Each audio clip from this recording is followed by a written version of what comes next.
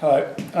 So I've been trying to come up with as many different ways of translating Rilke as possible. And I started thinking about the first time. I've actually translated this work before, but I wanted to do it again, because I was thinking recently about the first time that I read it, and it was probably about 15 years ago.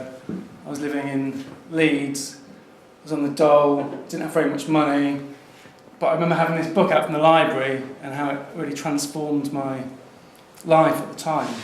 So I covered it in the sort of basic building blocks of life. No, not that. Like butter, flour, and sugar, and a mould started to grow on this book. It's just over there. It's a work in progress. You can come and have a look at it later and see the mould growing on it. One day that mould's going to consume that book. That mould that's growing now is the translation of that book, and it's going to continue translating the book until there's nothing left.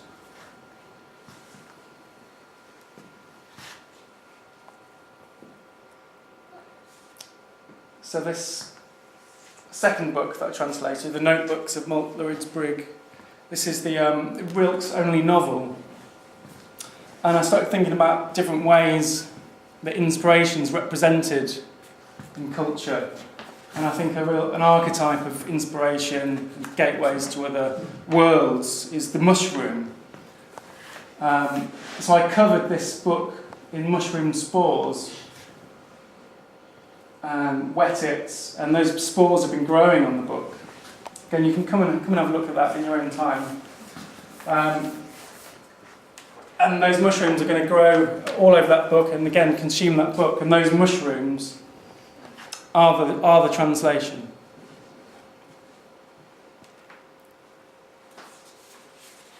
Next, I took the German edition of Letters to a Young Poet, and I'm very much interested in bodily transformations, how when we imbibe something it becomes part of us and is equally transformed into waste. So I shredded Letters to a Young Poet and boiled it in water. And then I decanted the remaining liquid and drank it. And then, about half an hour or so later, I made this. That's a bottle of my piss. And that piss is the translation.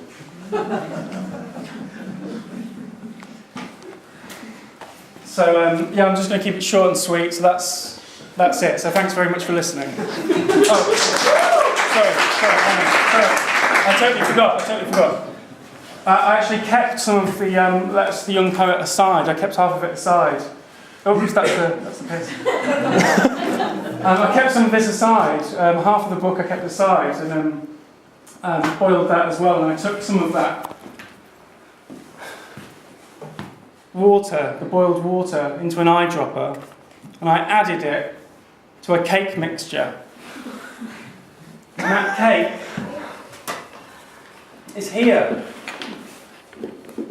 in two handy little Tupperware-esque containers. So I'd like you all to have a piece of this Rilke cake, if you would. Just have a piece.